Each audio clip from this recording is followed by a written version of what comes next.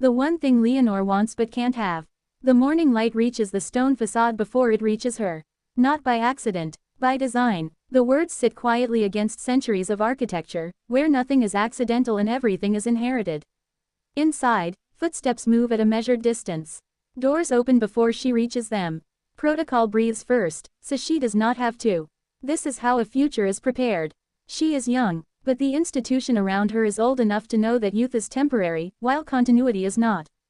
This is Princess Leonor, standing at the exact intersection of private desire and public permanence. Every visible moment is calibrated.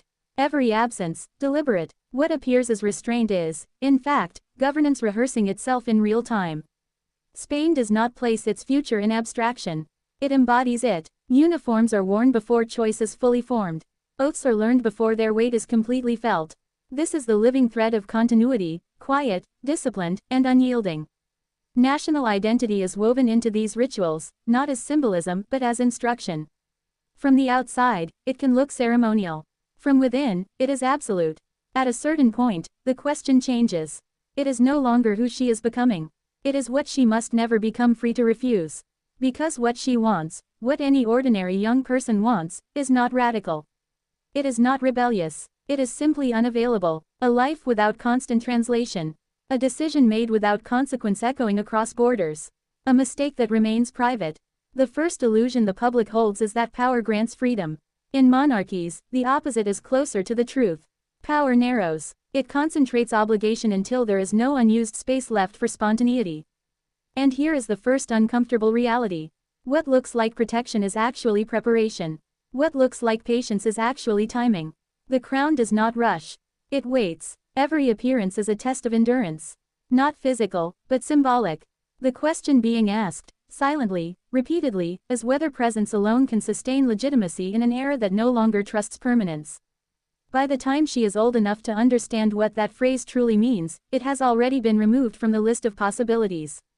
At 5 minutes, the words return, not as longing, but as boundary. There is no bitterness attached to it. Institutions do not trade in bitterness. They trade in stability. Desire is acknowledged only to the extent that it can be managed. Anything else is a liability.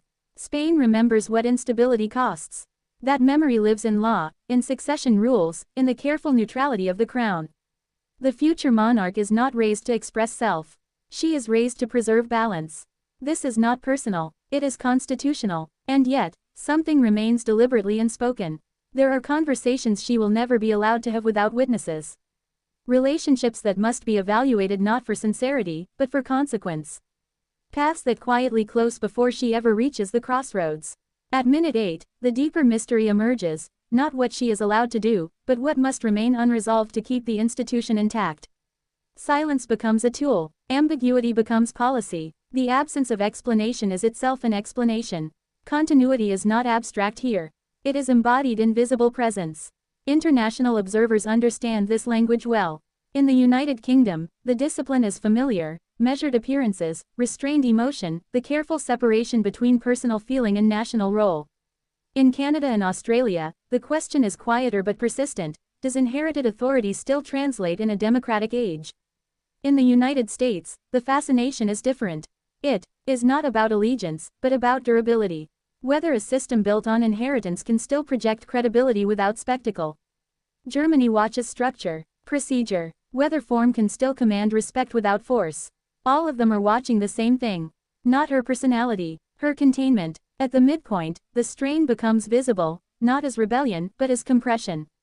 Every institution eventually tests the limits of its own design. The challenge is never whether the heir is capable. It is whether the moment will demand more than capability. The point of no return arrives quietly. There is a day when preparation ends and function begins. When learning becomes representation. When the margin for normalcy disappears entirely. No announcement marks it. No ceremony names it. But after that point, the idea of choice changes shape. It is no longer about what she wants. It is about what the state requires. Normal life becomes a hypothetical, useful only as contrast. By minute 19, the future threat is not personal. It is symbolic. A generation that measures legitimacy differently. A public that demands visibility but distrusts permanence. A world where continuity must justify itself every day. And still, the institution holds. Because survival of the system has always outweighed the comfort of the individual within it. This is the unspoken contract, accepted long before consent can be meaningfully given. In the final moments, the words return one last time, not as hope, not as grievance, but as fact. It remains the one thing she wants but cannot have. And in that denial, the monarchy reveals its true nature, not cruel, not sentimental, but exact. The future of Spain stands prepared, composed, and incomplete in the only way the institution allows. The story does not end here. It pauses, right at the edge of what history has not yet decided.